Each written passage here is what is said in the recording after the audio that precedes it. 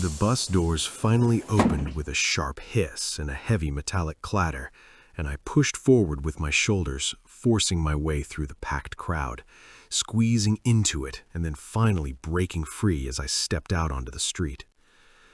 Exhausted after what felt like the longest workday I'd had in a long time, I could barely move my legs as I slowly made my way toward home, which, by the way, wasn't nearly as close as I would have liked it to be.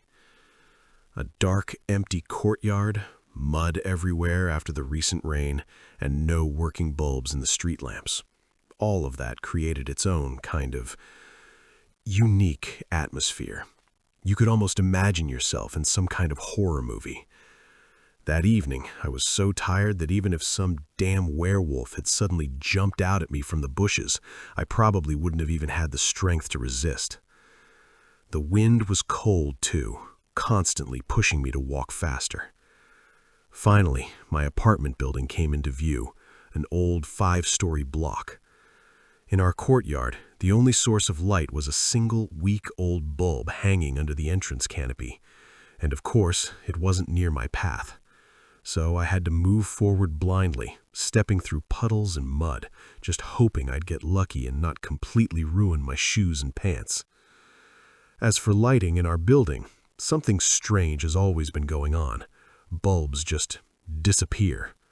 Where they go, not even the devil himself could probably explain. Maybe addicts unscrew them, maybe kids are messing around, no one knows. At first, they kept replacing them constantly, but eventually everyone gave up on that useless effort. What's the point of spending money if someone's just going to remove them again? So yes, as you've probably already guessed, I had to walk up the staircase in complete darkness as well. Good thing I at least had the flashlight on my phone.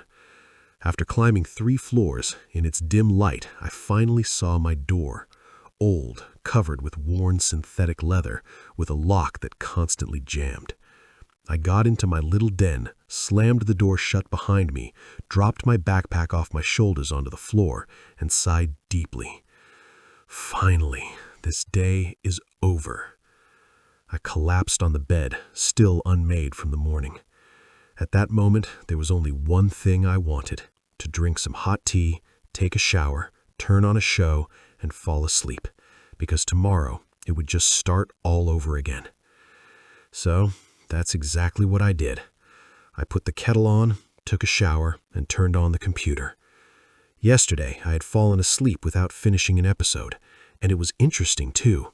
I even paid for a subscription just so I could watch whatever I wanted without problems. So, I opened the site. I don't know whether something was wrong with my internet or with the site itself, but nothing would load. Everything froze. On the 4th attempt, it completely gave up. The site just crashed along with the unfinished episode. What am I even paying for? Spending entire days sitting on the phone in a call center like I do, talking to all sorts of people, that's not exactly the best job in the world. And sometimes the people you get are very strange. I'd even say completely unhinged. The company I work for basically spends all day harassing people trying to sell them useless junk. Well, technically, that's us, and me specifically. It's simple. They give us a list of numbers and we sit there calling them. And if someone, by some miracle, actually answers, we immediately start talking their ears off. We tell them about the best weight loss product, about special discounts just for them, about how lucky they are, and so on. But that's not the point. That day, one number stood out. Or rather, not the number itself, but the person behind it. It happened right at the beginning of my shift. I dialed. The ringing went on for a long time. And just when I was about to hang up and move on to the next number, someone finally picked up. I was wearing my headset, so I could hear everything much clearer than through a regular phone speaker. "Good afternoon," I began. Without waiting for any response, I started cheerfully going through my usual script talking about our amazing products. And then I heard it. Breathing. Raspy. Heavy. As if the person had a severe cough and simply couldn't breathe properly. My father used to smoke a lot back in the day. It sounded something like that. The person never said hello, and when I finally stopped talking, silence followed. Hello? Could you tell me your name? I asked. Silence. And yet I could clearly hear someone breathing into the microphone. They could hear me, but for some reason they weren't responding. Hello? I repeated. After that, I clearly heard some kind of creaking sound, or something even worse. And then, suddenly, the breathing cut off sharply, replaced by short, beeping tones. Strange, I thought. I tried calling back once more, but no one answered. Not thinking too much about it, I moved on to the next number.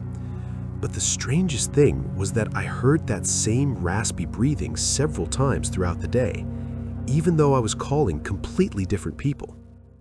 To be honest, I've been working this job for about a year now, and in that time, I've heard all kinds of things.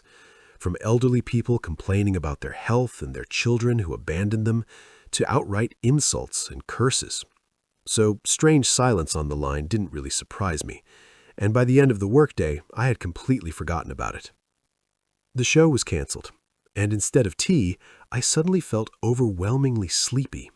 The moment I laid my head on the pillow, my eyes immediately shut. Normally, before going to sleep, I always set my phone to silent mode. But that evening, something went wrong. Not only did I forget to turn the sound off, I also didn't put it under my pillow like I always do. And when in the middle of the night, my ringtone suddenly blasted through the entire apartment, I only managed to find my phone after a few minutes, down near my feet. By then, the call had already ended. The bright screen light hit my eyes. One missed call. Unknown number. Who the hell can't sleep? Idiots, I muttered sleepily. I tried to turn the sound off, placed the phone on the nightstand, turned over, and closed my eyes again, but soon the vibration pulled me out of sleep once more. Rubbing my eyes, I reached for the phone. 4 missed calls, all from the same unknown number. God, it's 2:30 at night. At that moment, I had no desire to figure out who was calling me, let alone call them back and argue, so I simply turned the phone off and fell asleep peacefully again. Thank God I slept until morning. The next morning wasn't any different from the others. I woke up, had breakfast, got ready, and went to work. What I usually do there, I already mentioned earlier. Calls, more calls, a short break, and then calls again. Nothing new. But starting that evening, I began to notice that something wasn't right, and it all had to do with those strange night calls. I got home, like always, at around 9 in the evening, and that day, for once, I could afford to go to sleep late because I had finally made it to the weekend. A couple of bottles of cold beer I bought from the small kiosk near our building helped make the evening a little better. But not for long. Soon enough, things started happening that ruined everything very quickly. Again, the ringtone. It blasted loudly through the entire room. This time, I wasn't asleep, so I immediately grabbed the phone. Unknown number. Again. Who even calls like this? I thought, and right away I remembered the previous night. I declined the call. I'm not a fan of answering unknown numbers anyway. Once I did that, and the very next day my entire salary disappeared from my bank card. So, no thanks, I'd rather not. It's obvious why they call it night. When a person is half asleep, scammers can manipulate them much more easily. Does someone who just woke up even understand what they're saying? I doubt it, especially after a long, exhausting workday. So I declined the call and went back to staring at the monitor, slowly finishing my beer. About 10 minutes later, the phone rang again. Same number. Declined. After a while, a message came in from the same number. Pick up. Strange. Who is this? What do they want from me in the middle of the night? Maybe it's something important. Maybe someone I know got into trouble. Anything can happen after all. Maybe their phone died and they borrowed someone else's. But no, would someone really keep calling for 2 nights straight? If it was something serious, it would have already been resolved by now. Strange. About an hour later, when I was already half asleep in my chair, The phone rang again, another unknown number. This time, I decided to answer. "Hello?" I shouted, annoyed. Silence. "Why are you calling here? Don't you have anything better to do?" I started yelling, swearing, saying everything that came to mind, and then hung up. The clock was already getting close to 1 in the morning. I've been sitting here too long. I should take a shower and go to bed. By the way, I have this habit. When it comes to my phone, I never let it out of my hands. I don't know why. Even when I go to take a shower, I take it with me. I don't even need it there, but I still bring it along. That night wasn't any different. The moment I stepped out of the room, I felt the phone vibrate in my hand. A message. Same number. "No need to be rude," with an exclamation mark. Without thinking, I immediately added the number to the blacklist and forgot about it. I calmly took a shower, got myself together, and went to bed. Thank God, that night, no one bothered me. I slept well.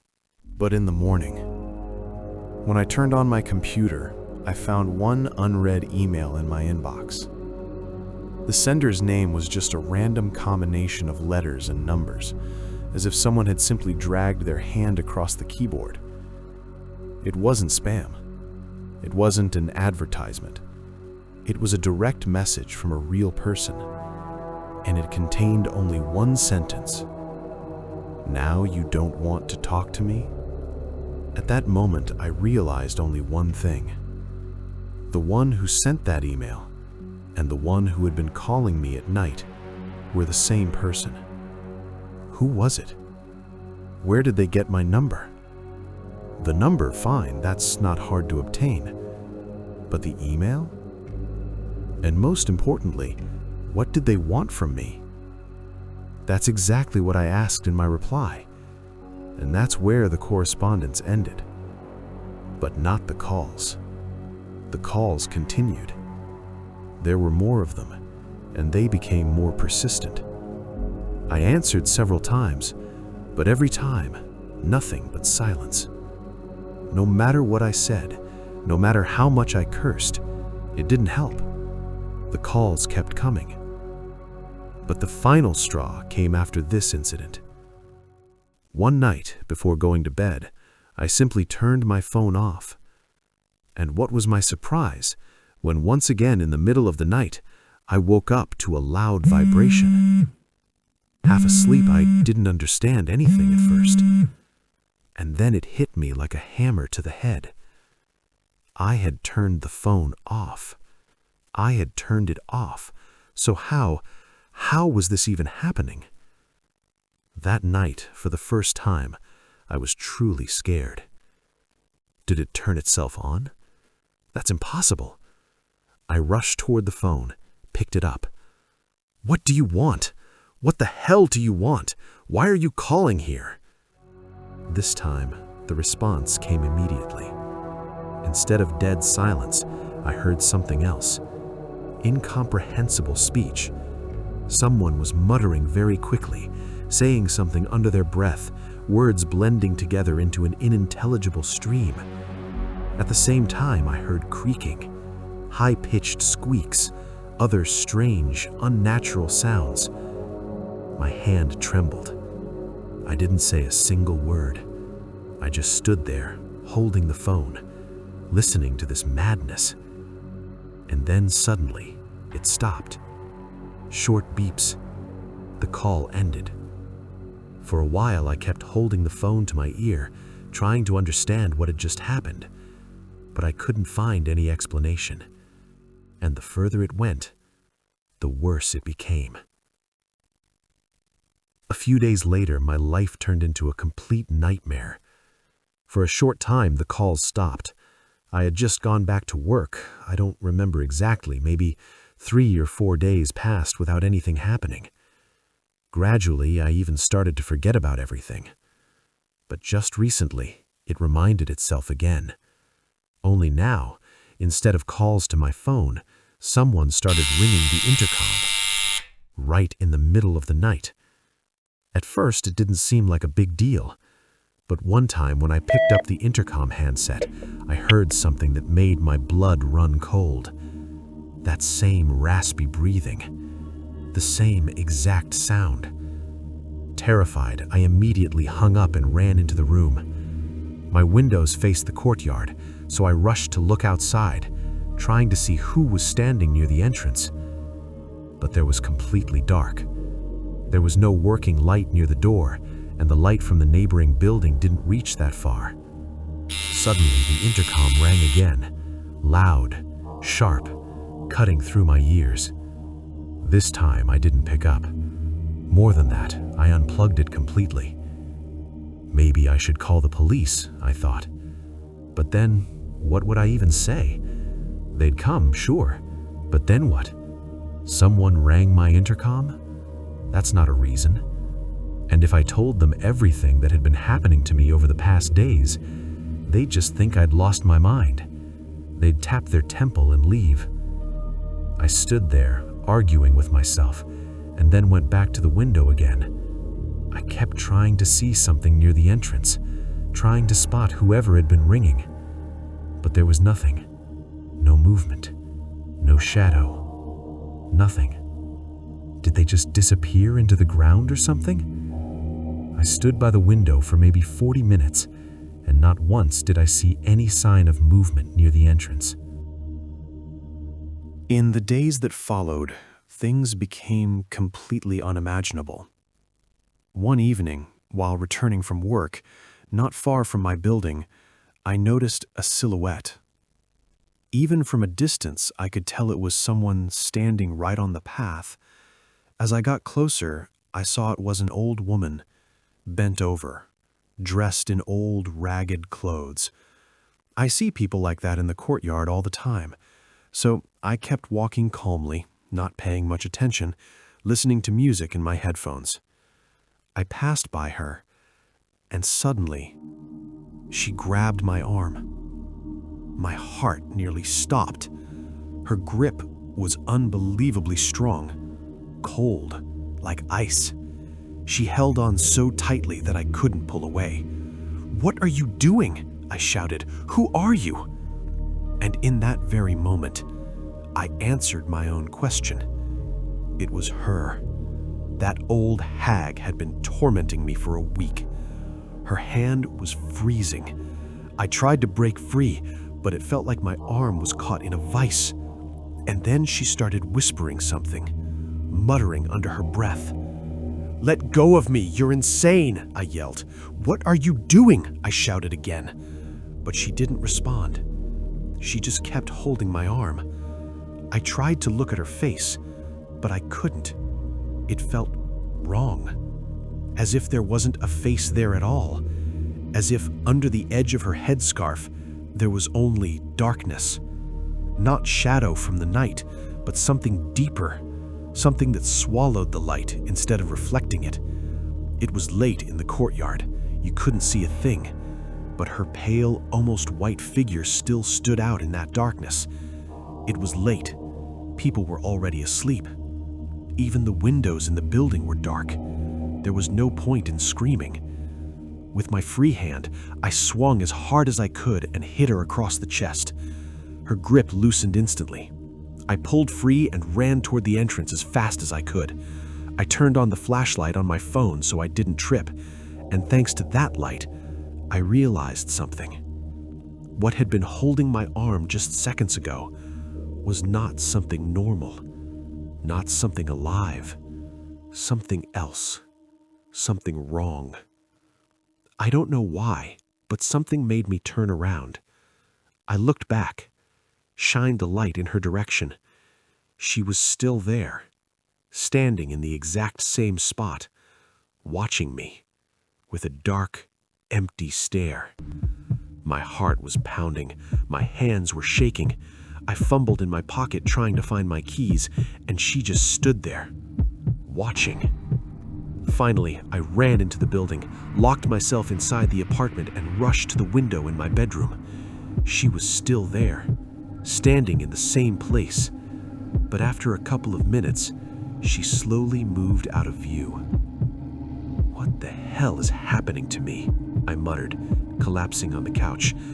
I was shaking like crazy. I had to grab the first aid kit and take something to calm myself down. Just a little more, and my heart would have jumped right out of my chest. I must have taken too much, because soon I felt incredibly sleepy. I didn't even undress and blacked out. A sudden knock at the door jolted me awake. It's her. It's her. How the hell did she get inside the building? Maybe someone let her in? Maybe a neighbor opened the door? Another thought crossed my mind. What if she's a normal person, and now she came with the police because I hit her? I jumped up from the couch and, still half asleep, stumbled toward the door. I looked through the peephole. At first, no one. The stairwell was empty. But then, I noticed something on the floor. Wet marks. Like footprints. Fresh. Leading right up to my door. And stopping there. It was worse. Much worse. My door isn't exactly soundproof. I stood there, holding my breath.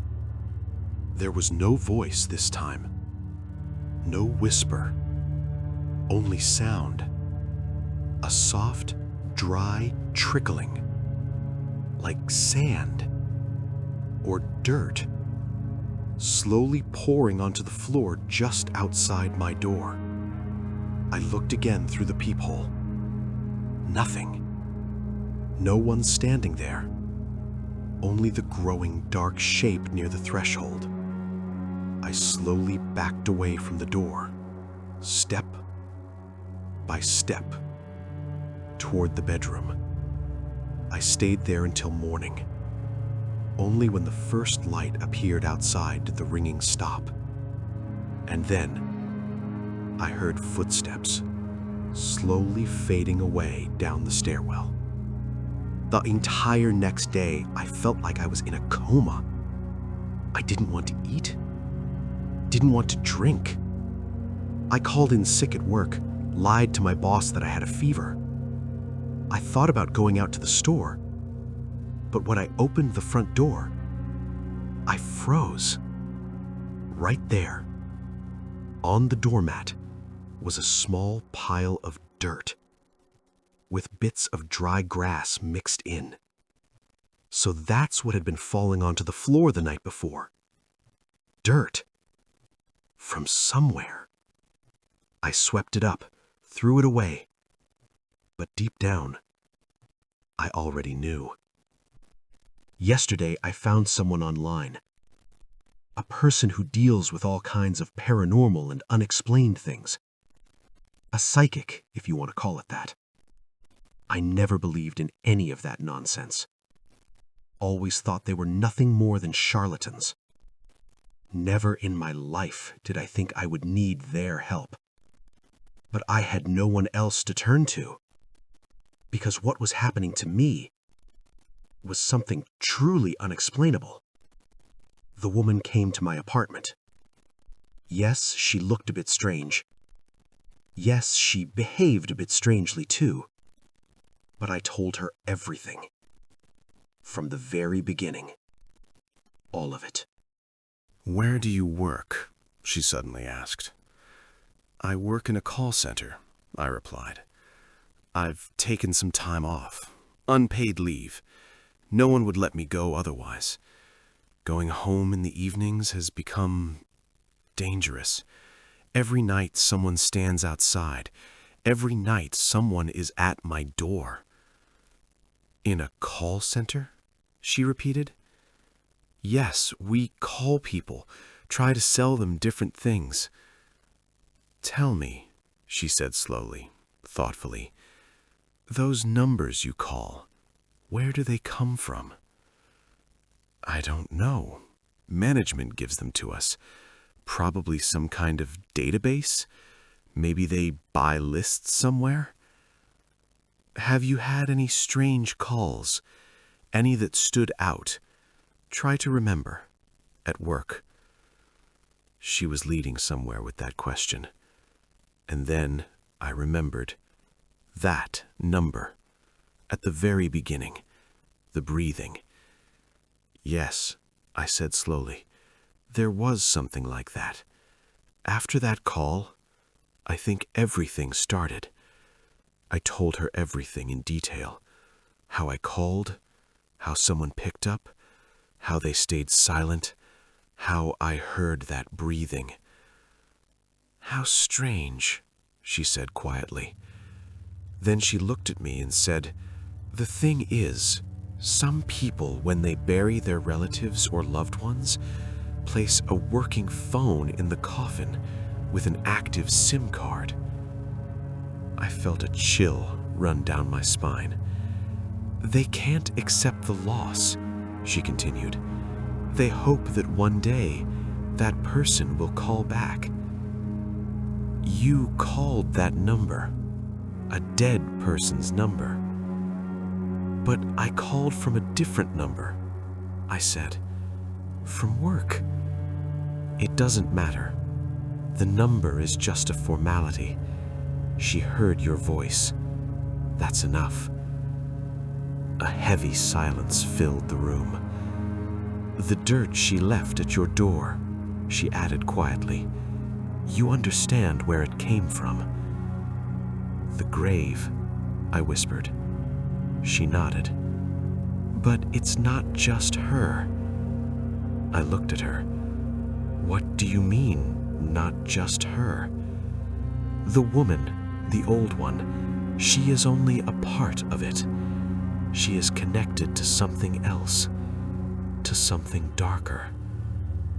All the calls, all the messages, the email. The calls, the messages, the emails," she continued. "They're all attempts to scare you, to break you. Because whatever is behind this, it feeds on fear." My throat went dry. "What do I do?" I asked. She didn't answer immediately. Instead, she stood up and walked toward the entrance. She stopped near the door. Then she began doing something. I don't know what exactly. She whispered something, maybe prayers, maybe something else. She took something out of her bag, made a few movements near the door frame, near the floor. I didn't interfere. I just stood there and watched. After some time, she finished. Then she turned to me. "You need to quit your job," she said. "You need to stop calling those numbers immediately. And most importantly," she paused, "do not respond, do not engage, no matter what happens." She headed for the door, and before leaving, she said one more thing. "You weren't dealing with just a dead old woman. You were dealing with something that was using her. And everything that happened, the calls, the messages, the knocking, it was all just the beginning." She left. That night, for a long time, I slept peacefully. No calls, no messages, no footsteps, no whispers, nothing, just silence. But even now, sometimes, when my phone rings late at night, from an unknown number, I don't answer. Not anymore.